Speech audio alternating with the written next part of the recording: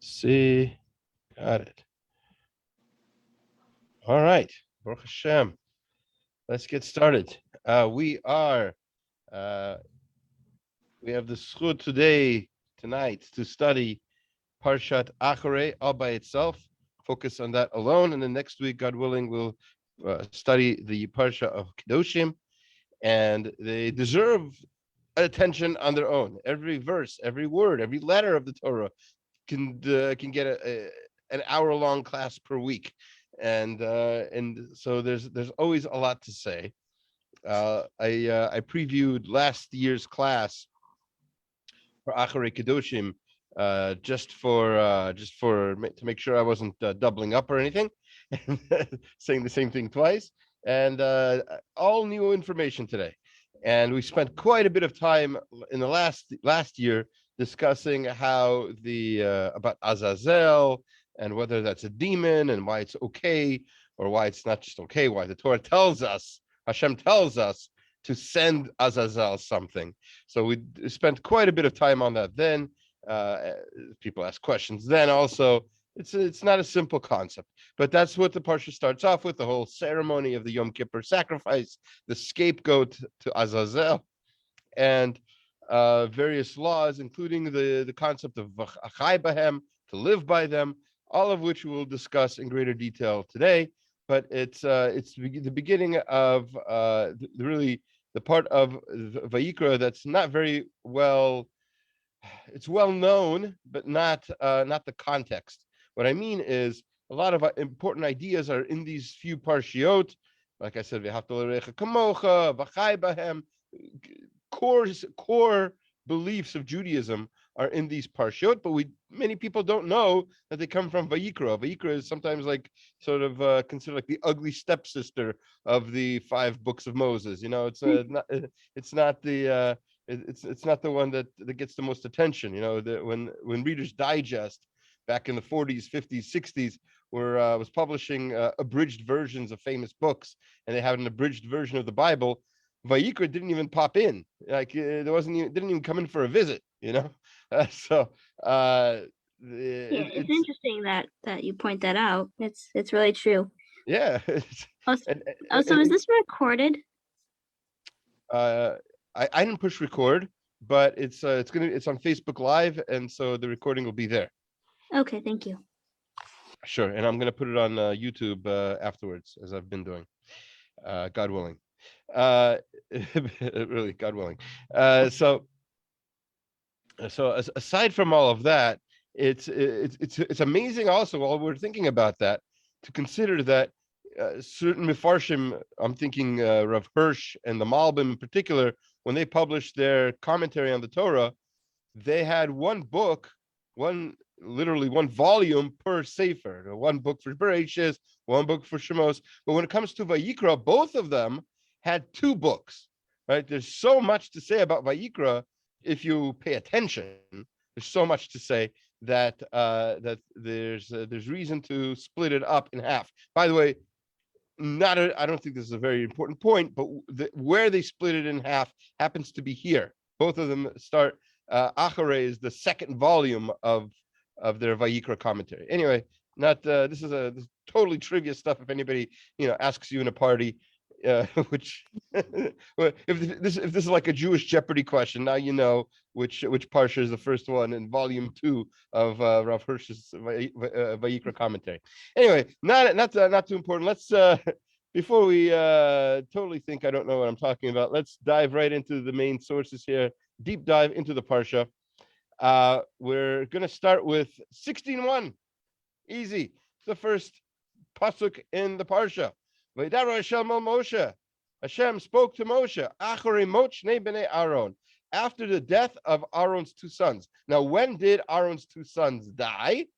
They died back in Parshat Shmini. Now, for us, it's a long time ago because we had Parshat Shmini about 5 weeks ago, thanks to a 2-week break with Pesach and everything else. So it seems like it was a long time ago. But really, I mean, in terms of what happened in between then and now, we had the mitzvot of Mitzorah, Tazria, Mitzorah, etc. So really not much has changed per se. So the the parsha then says, right? Hashem says to Moshe after the death of Aaron's two sons, "Bekarav tam lifnei Hashem v'yamutu." Why did they get? Why did they die? Because they came too close to Hashem and they died. That's how that's understood. And so we need to understand it a little bit better. So we're going to start with Rav Moshe Sternbach in his Tam Vedat. We've turned to him many times in the past. He is able to, he has a unique gift. You should live and be well. He has a unique gift of looking at a verse and bringing in ethical lessons that are, I think, very practical. He says, Acharei Mot,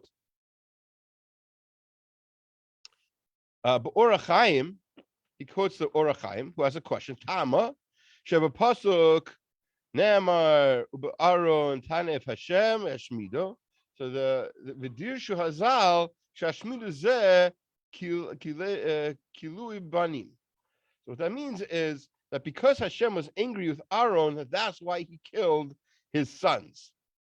So aside from all of the other reasons that we have, and there's a list of reasons, I think I don't know if we've learned this yet, but the Emet Yaakov, Rav Yaakov Kamenetsky has a beautiful piece combining all of these different ideas. But there's a list of like 7, 8 reasons why Nadav and Avihu died. It's not such a simple matter, and so says the Orach Chaim quotes the Chazal that one of the reasons that they died is because Aharon built the golden calf, and the death of his sons was a kapara for him. This is a famous idea. This is a drasha of Chazal in the Gemara Yoma 87a on the pasuk, by the way, in Devarim 9:2. All right. So mashma mikan, it seems from here, shechatu shel Aharon hu megaresh mitad bnei shnei banav. Seems from here that the sin of Aharon is what killed his sons. Lama lo pirshu hamafarshim tamzeh l'mitad nadav avihu. Why isn't that one of the main reasons that people give, that the mafarshim, that the explainers, the commentaries on the Torah, why isn't that the main reason that they talk about? The Gemara makes it very clear.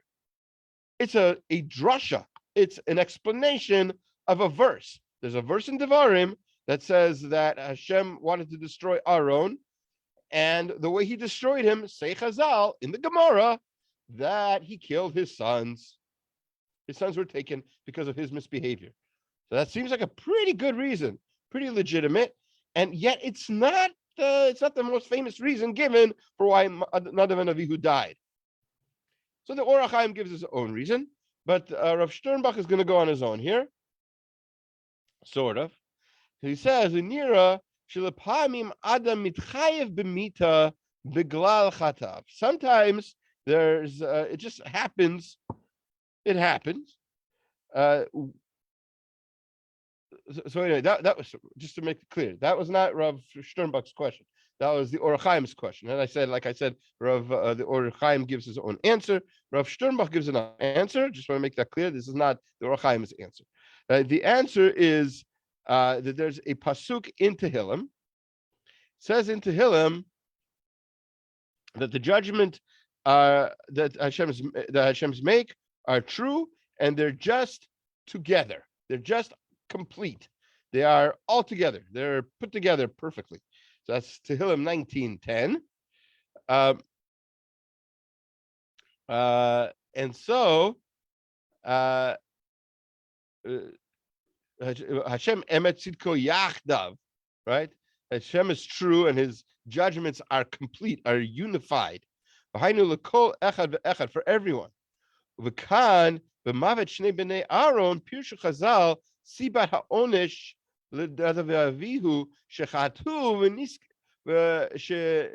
shenichnasu l'tchaye yayin or krivu age zara or horu halacha b'pnei harav. So all these other reasons that the commentaries give for why the sons of Aharon died, that's their reasons for dying.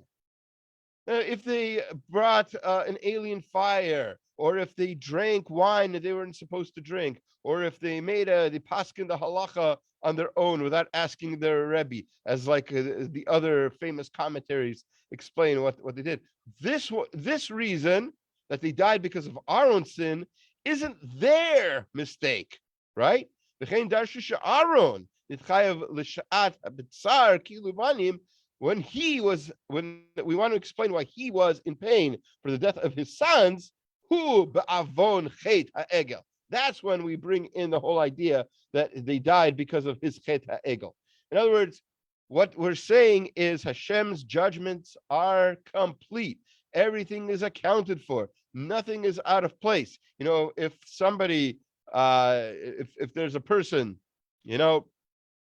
regular Joe walking down the street and he commits a crime of some sort, jaywalks, and because he jaywalked, some driver got distracted and God forbid got in an accident and died. So is it the jaywalker's fault that person died? You could argue maybe. Obviously not planned. Obviously it wouldn't be murder. It might be manslaughter. It might be all kinds of other things, endangering people's lives. Okay, maybe. But an earthly court could not hold that person to any kind of higher standard for everything that occurred because of that event. When it comes to Hashem decided already that driver would die. Why? I don't know. Okay? That distraction was the way in which Hashem caused the driver to perish, but it wasn't a split second decision for God. It was already decided, it was already decreed. And so the death of Nadav and Avihu was also already decreed. They were already deserving of death because of Aaron. They sinned on their own, yes. And so they got punished and they died. But part of the fact that they died has something to do with the fact that Aaron deserved some sort of punishment for his involvement with the golden calf. And that involvement included somehow the need for them to die. And that's what happened. They died. So Hashem has everything already calculated. Every single piece of the puzzle is all put together perfectly. It makes a whole beautiful tapestry. We would not be able to do such things. Okay? Yeah, it reminds me it just reminds me of a time. I don't know. Oh, can you hear me okay? Yeah. Okay. No, so I don't know, it was a sad story, but in seminary there was like this cat that we saw like as a kitten, and like it was like in water, like almost drowning. So one of my friends like picked it up and saved it and like kind of nursed it back to health and then brought it back to the United States when it was time to leave. Mm-hmm.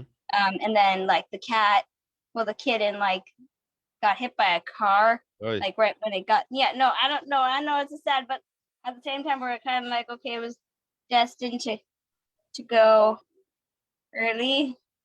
Yeah. I don't know. It could be. I'm sorry, it's a sad story. I was hoping for a happy story. All right. Yeah. That cat really had 9 lives. You saw the 9th one. Okay. But so let's see. He says Shamati mipi hatzadik Rabbi Eliyahu Lopian. He quotes Rabbi Eliyahu Lopian that he heard him say Shurui le'adam lehitasek bavodat haklal. It's worthwhile for a person to serve the community. Why? And there are times when the merits of the community will stand up for him. And there's a Mishnah like this in Pirkei Avot.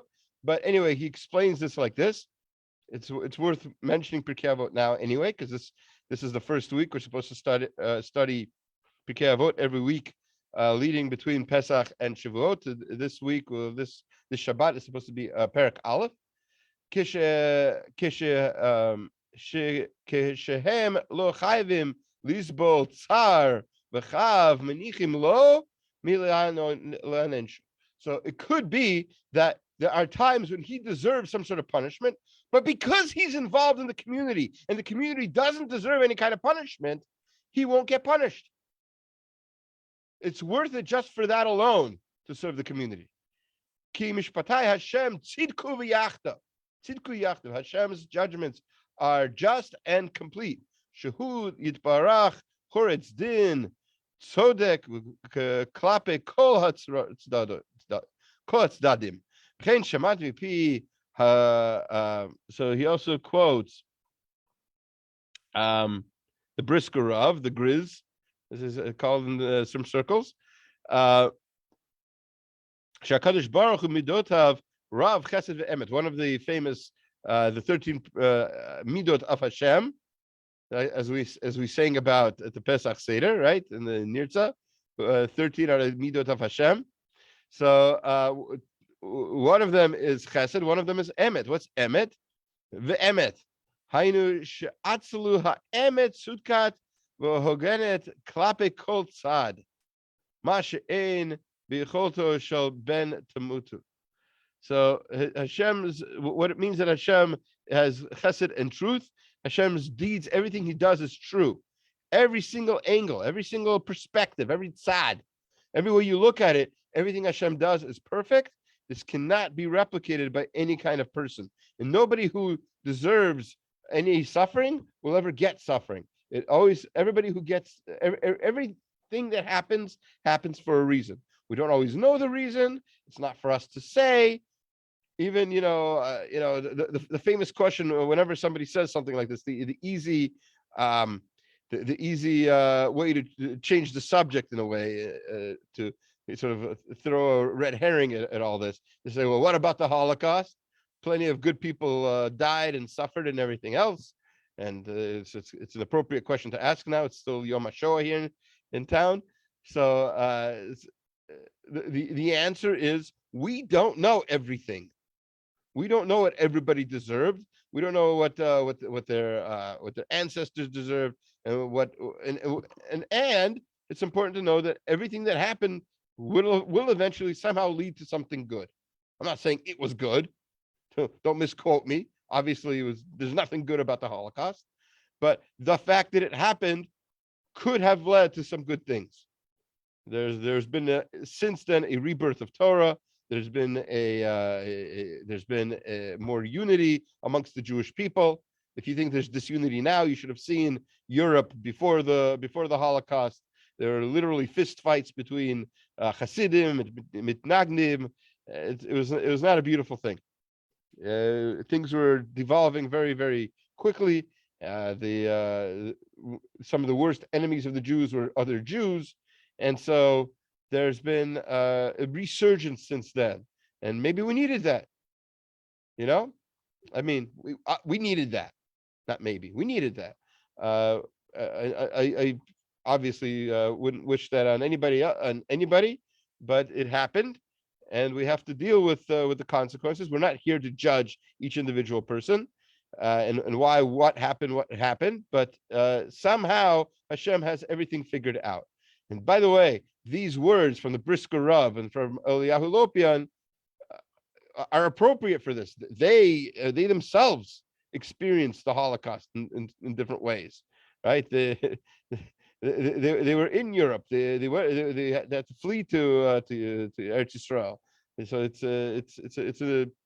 it's an important lesson that they, I'm sure, were able to really accept. Moshe Sternbach as well.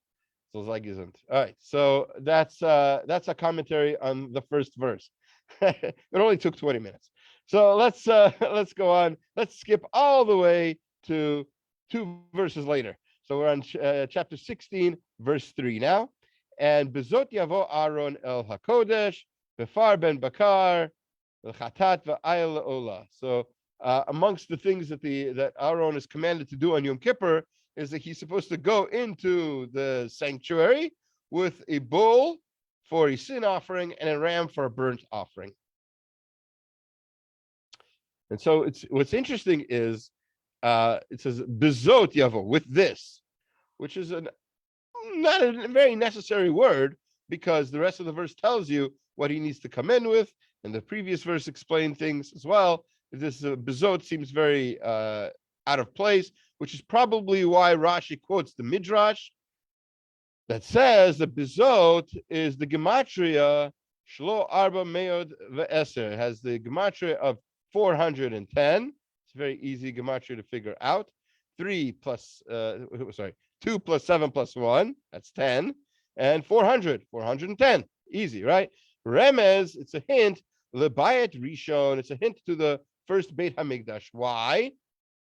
Because the first Beit HaMikdash lasted 410 years. Second Beit HaMikdash lasted 420 years. That's so very often the words like that equal 410 or 420 refer to the first and second Beit HaMikdash respectively. That's all well and good.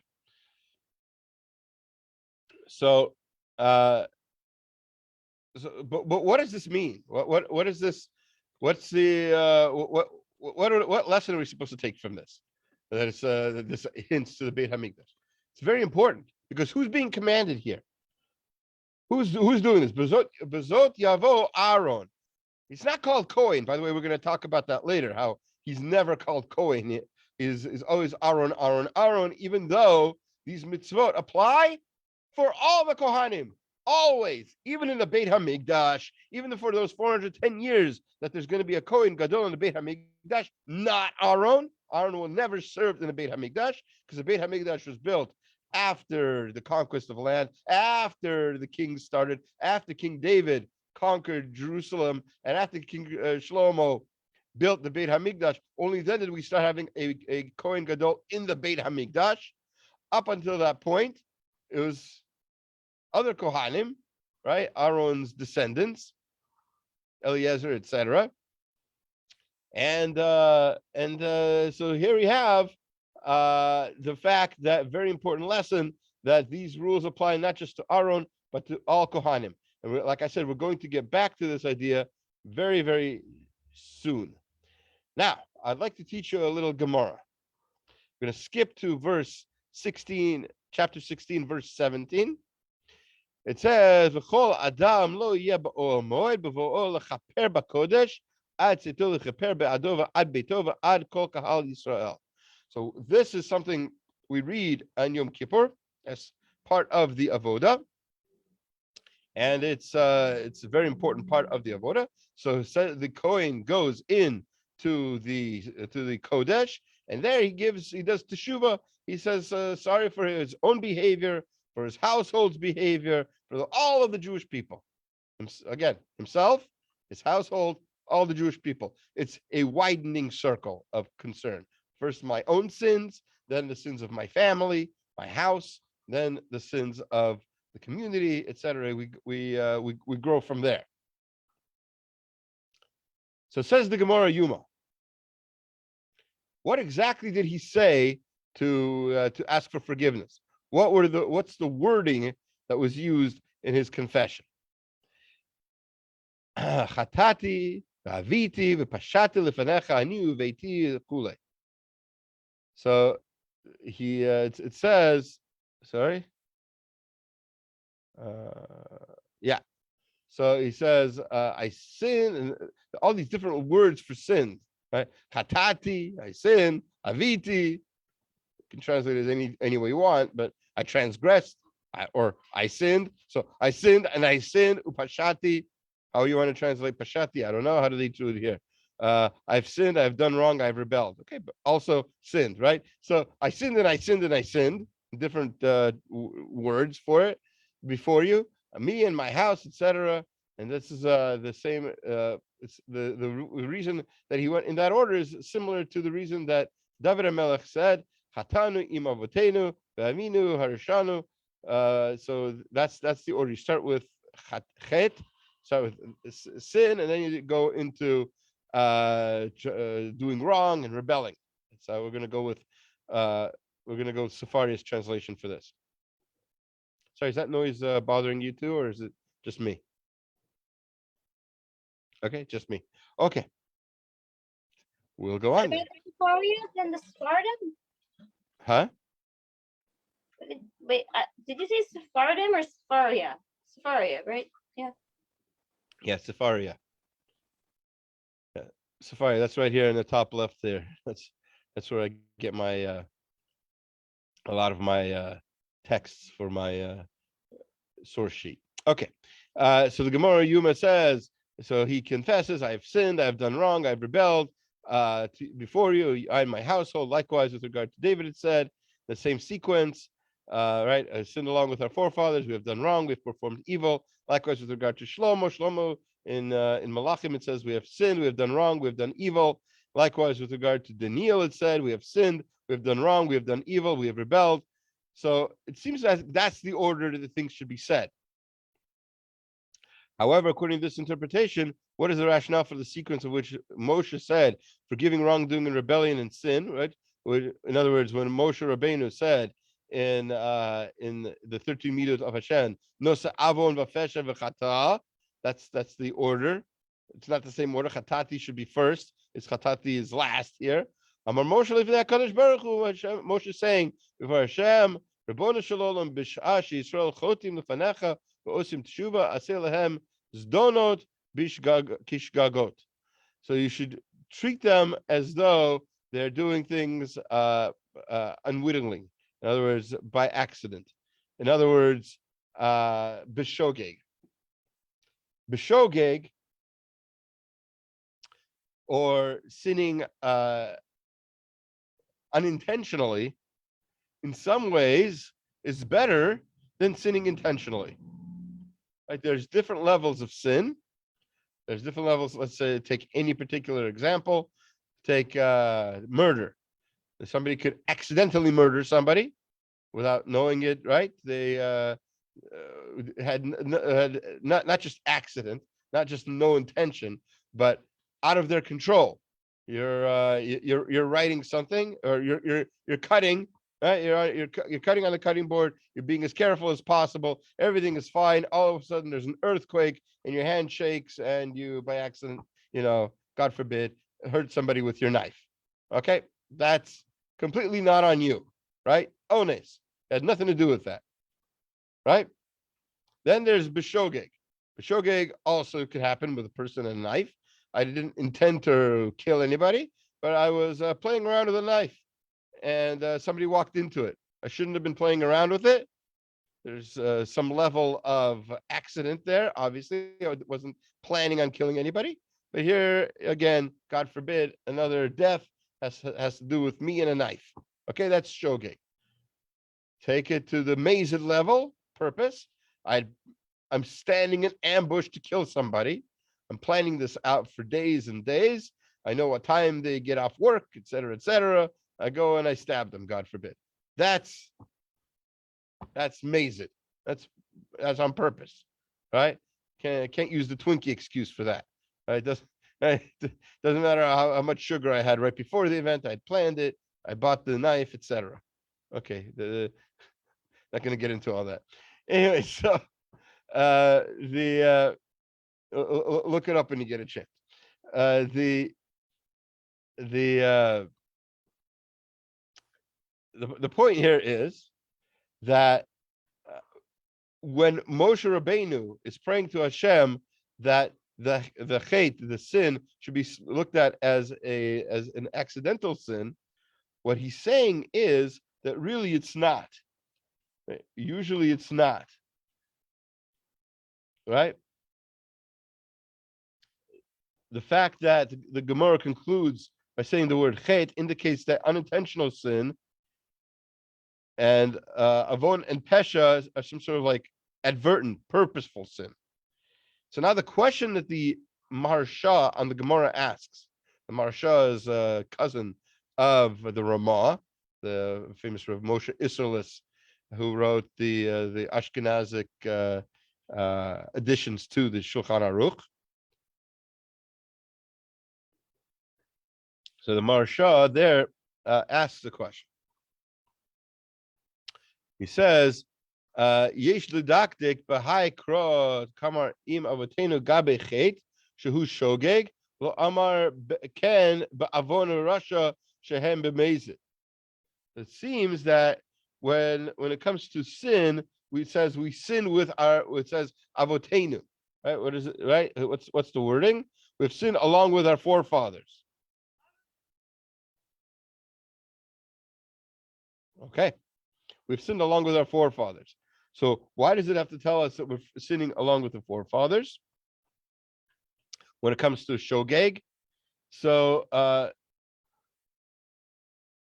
because, says the Maharsha, when somebody sins by accident, when somebody sins not on purpose, you can't blame the parents. You can't blame the forefathers. It was an accident. It was maybe they shouldn't have been playing with a knife, right? Maybe they shouldn't have been close to the sin in any way, but it's not the parents' fault that this happened. However, when somebody has the kavana, the intent to sin, and we're not talking about a sin of passion like you want to murder somebody, or God forbid, which is a sin between man and man, but a sin between man and God, there's hardly any passion really involved. So why are you doing it? You're doing it because you learned that somewhere. You learned that there's an element in you somehow that you've learned from your parents or your ancestors somehow to have this almost like hatred of Hashem, that you want to on purpose break his laws. It requires a lot, right? Remember, we know we've talked about this in other contexts, that if somebody wants to sin and they're being warned about it, and then they change their minds, they don't sin, that's great, wonderful. But if they decide to sin anyway, they acknowledge that they're being warned about it, and they immediately do the sin after acknowledging verbally, I know this is a sin, I know what the punishment is, and then they do it. Who does that? Who would want that kind of punishment? So somebody who obviously has a very strong desire to rebel against Hashem, and that kind of desire is a learned behavior, and that's why forefathers are mentioned when it comes to purposeful sins, because the forefathers had something to do with it. There was some level of chinuch that did not happen, some level of education that this person is missing, that is at least somewhat the fault of the parents. All right, let's skip along a little bit to 1632. It says, "V'chiper Kohen asher yimshach oto v'asher yimalei et yado la'chachen tachat aviv v'lavesh bigdei habad bigdei hakodesh." The Kohen then, remember what he's running around doing services, and you remember this from Yom Kippur, right? He goes around, he goes from one place to the other, and he changes clothes, and he goes in the mikvah, etc., etc. So here this is the Kohen who's been anointed and ordained, right? This Kohen, and he's going to the next generation of Kohen is going to do this service, and he's going to put on the linen vestments. He's going to put on the big day kodesh, and there'll be generation after generation of Kohanim doing this. This is almost the end of the whole chapter of the service of the Yom Kippur. So it says Rav Zalman Sorotskin, Zechet Tzaddik Livracha, in his Naim L'Torah, the question that I alluded to earlier.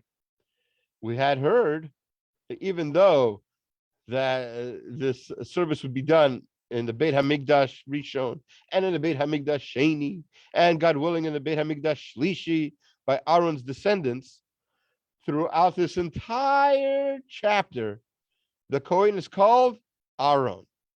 Only here does it say Kohen asher yimshach oto, the Kohen who is going to take his place. So why here is he called Kohen? It says Rav Zalman Sorotskin.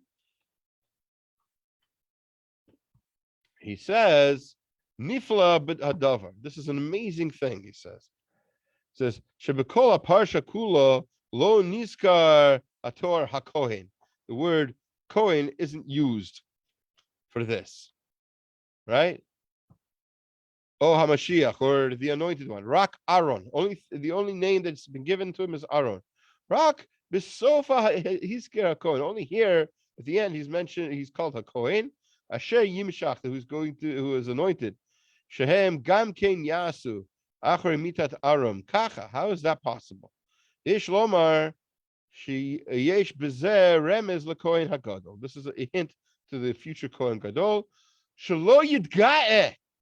B'mishmarto hagdola, Don't be so proud of your amazing high position, your first class citizen status as Kohen Gadol. Don't be so proud of that. Sharak hu yichidi. You're just one individual. Niknas lifnei plinim lechaper ba'ad kol Yisrael. And your job is to get forgiveness for all the Jewish people. That's it. You have a big job, but you're just one person. You're just one individual. One in a line of descendants of Aharon. He had something to be proud of. You don't. Right? You're just one of his descendants. Just think of you should see in your eyes as if you're just a regular Jew. And you're being called just by a first name basis. Lamashal Aharon. And throughout this whole thing, Aharon, who had something to be proud of, even he's just called by his first name. He just, hey, Aharon, yeah, Aharonchik, come here and do the service. He's not given as much esteem as you might think, just so you will know that you too should not feel so high and mighty about your position. And that's how you'll find chen, you'll find the kind of grace that Hashem you need from Hashem to get forgiveness for the Jewish people. Ki ko'amar ram v'nisa marom v'kadosh ashkon edaka u'shfal ruach. So it says in Yeshayahu 57 that Hashem dwells exalted and holy, and you and everybody else needs to be basically shfal ruach. It needs to be humble. V'divrei ha'omarim she'Aharon haya rashai lavo b'chol eit el hakodesh. Aharon was able to go into the kodesh at any time. Rak sheyas keseder ha'amor kan. So I believe it's the Vilna Gaon who mentions that Aharon could really go into the Holy of Holies at any time. There's a machloket about that, but let's just go with the Vilna Gaon for a moment. So the Vilna Gaon says really any time he could go, under one very important condition, as long as he followed the order of the service described in this Torah section, right? This seder, this order, this would allow him to go in at any time. Al chukat olam val hakodesh hashvi la'asar hakodesh v'achat hashana v'divrei nogim b'nei Aharon. All these other discussions where it says you can only come on this time, you can only come on this day, only once a year. All of these descriptions, that's for the sons of Aharon. Aharon himself could come at any time because he had that humility already. Yizkir hakatuv et Aharon asher yimshach oto hashimo yadol kohen tachat aviv. So that's why this verse says about the Kohen that the Kohanim that would come after Aharon, they're the ones who had to have a different standard than Aharon himself had because of his humility. Okay, we are going to skip all of chapter 17. Unfortunately, we don't have time for it. I think we have something in chapter 17 in last year's class, so you can look there if you like. On our YouTube channel. By the way, don't forget to subscribe. It helps our numbers. Okay, and so chapter 18, verse 5. Ushmartem et chukotai vet mishpatai asher ya'aseh otam ha'adam v'chai bahem ani Hashem. You shall keep my laws and my rules, by the pursuit of which human beings shall live. I am Hashem. Of course, as we've said before, the concept of v'chai bahem is the source of our idea that life is so precious that we can even break other mitzvot in order to have life. Chai bahem. We've heard that phrase. That comes from this verse. Like I said, it's very central to Jewish life. Now, the Chiddushei HaRim says an amazing thing here. He says an amazing thing about lots of things. So how's this different? Anyway, so the Chidush Harim writes,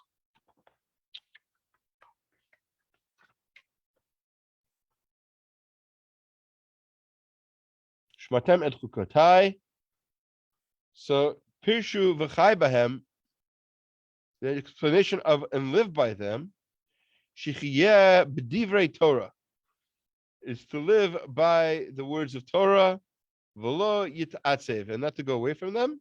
V'ani mefarish, and I would explain, Shichiyeh bahem, shiyada shekol chayuto nova mehatorah. And the way to understand that, he says, is to realize that all of your life is given to you for the sake of Torah. Why are you alive? What is the point of life? Now, I don't know how deep you want to go into an answer to this, but we've quoted in other contexts the idea of the Ramchal that life is about improving yourself and improving the world. And if that being the case, you have to understand that your life depends on what you accomplish. And how do you accomplish? Hashem gave us a guide. He gave us a map how to get to where we're going. He gave us a menu of what we're supposed to serve. And that is, we gave us a recipe of what we're supposed to cook. Whatever metaphor you like. That's called the Torah. That's why the Torah was given. So if your whole life was given to you for Torah,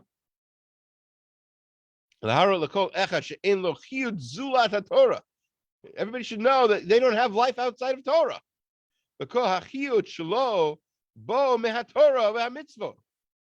All of your life comes from the Torah and the mitzvot that you learn and the mitzvot that you do. As we say, and we say this in the davening, they are your life. Torah is your life, literally, not figuratively.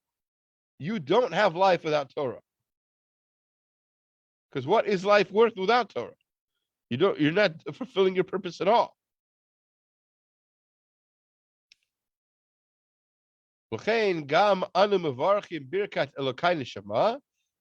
Similarly, this he explains in the Siddur.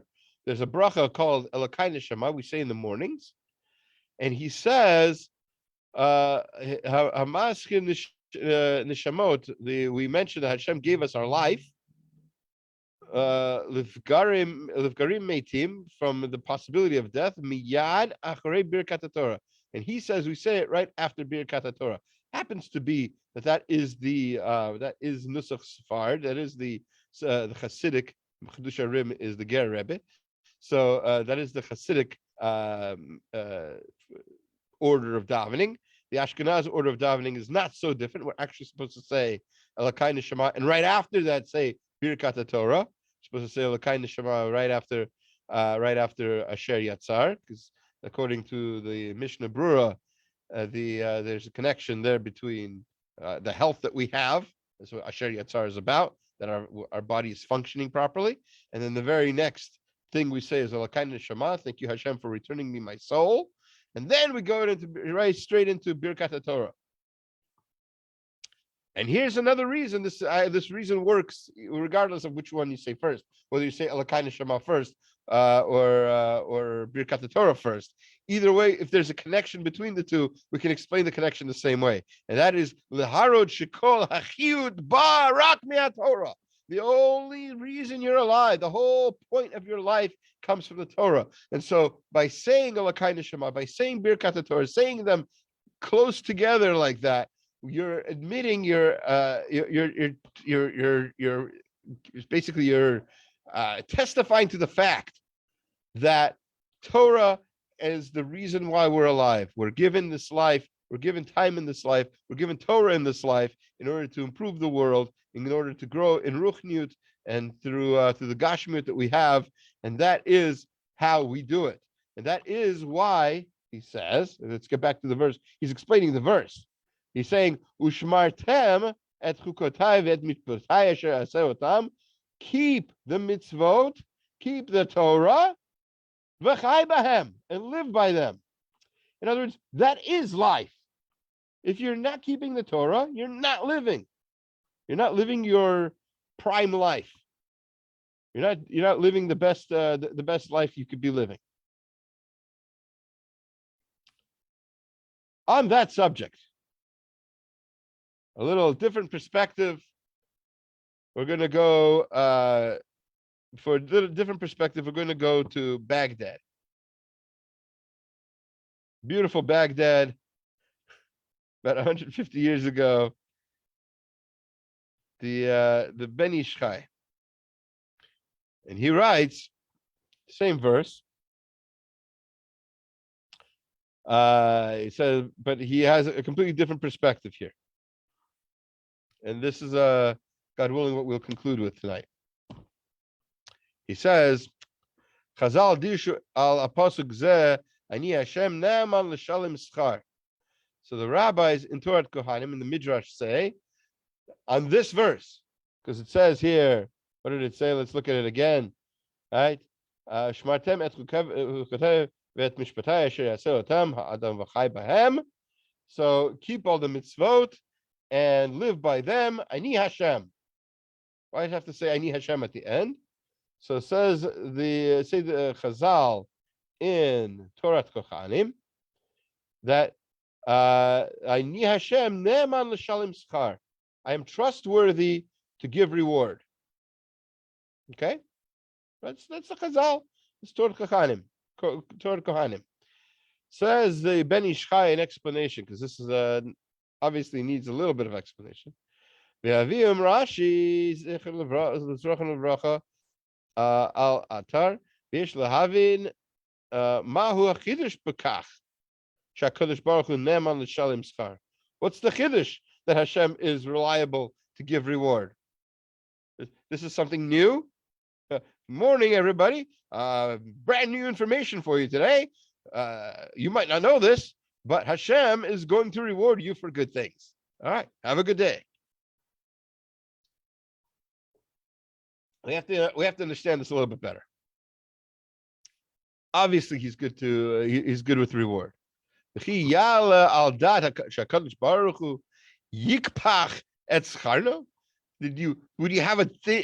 a thought?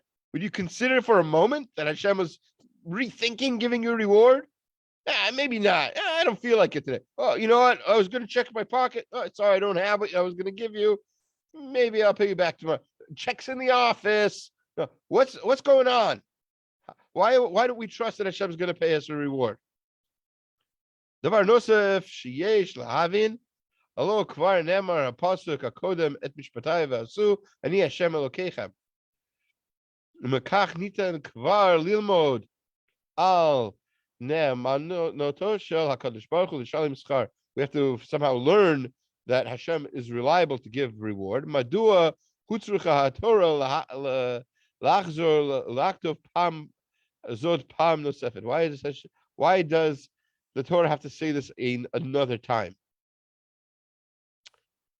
All right, so near relation. So it could be just to settle things. Shekaimim shnei suge mitzvot shebehem haya ola al dato shema ein alehem tishalom schar.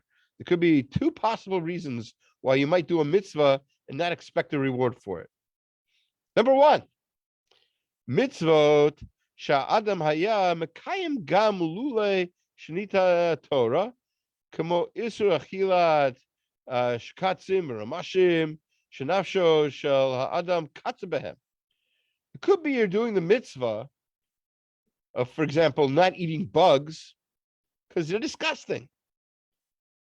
Not because you want to keep the Torah, not because you care about Torah and mitzvahs, but because you saw my videos and you know what it is. I have true story. This happened just a few days ago. I was at one of the restaurants where I work. I was checking the lettuce, and the worker there said, she said, ever since I started working there, she's been doing the same thing. She's been washing the lettuce and the parsley and cilantro in her home exactly the same way that she's seen me do at the restaurant. Okay? She's not Jewish? Not Jewish. Oh, wow. Yeah. Yeah, it's disgusting. She sees the bugs. She sees the aphids, the thrips all over the place. Just the other day, there was an ugly, almost transparent worm crawling around the lettuce. You know? Ew.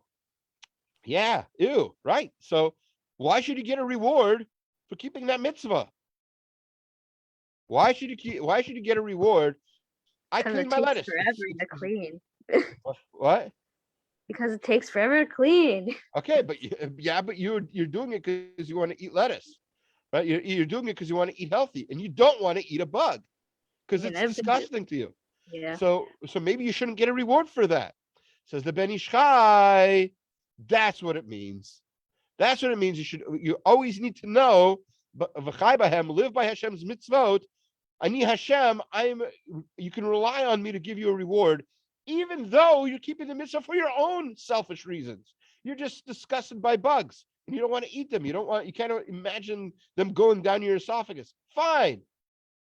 I'll still give you a reward. Hey Hashem, I'm still going to give you a reward. That's the first answer. Okay? Hashem gives you a reward even for that. Next.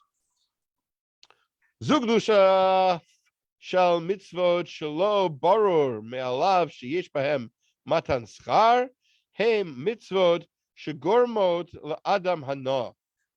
Similar idea. And that is sometimes mitzvot give you pleasure. Right?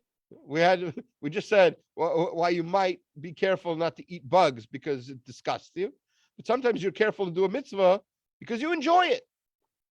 So, for example, mitzvot oneg Shabbat kedoma. I get reward for sitting down and eating a good cholent. Yes, you get a reward for that. But that was the reward. That's all I wanted was the cholent. I got the mitzvah. I ate delicious challah. I made sure not to bite into the key. So now what? I need a reward for that too. The answer is yes. You don't need a reward, but you need to know.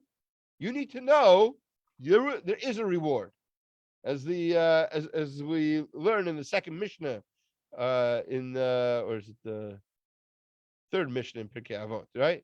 That it should be like second Mishnah. I'm forgetting now. Either way, second or third Mishnah in Pirkei Avot. Back to Pirkei Avot again, right? So you should be like an Eved who is serving his Rav, serving his master, not for the reason to get a reward. But you should still know. I think it's the third Mishnah. You should still know that it is indeed a reward. That's how the Mishnah ends. More Shemayim Aleichem. You should still have fear of heaven on you, because you should always know that even though you're not thinking about the reward, you haven't calculated that in.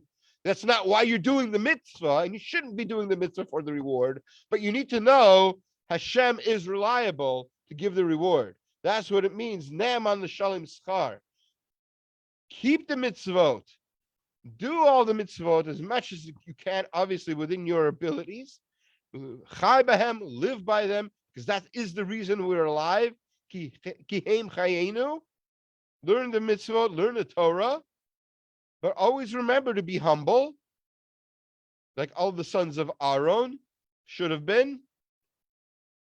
And most important, Hashem will reward you, even when in times when it doesn't seem necessary for him to reward you, even when it's disgusting to not keep the mitzvah, even when you're enjoying keeping the mitzvah, whatever your reason for keeping the mitzvah, it doesn't matter.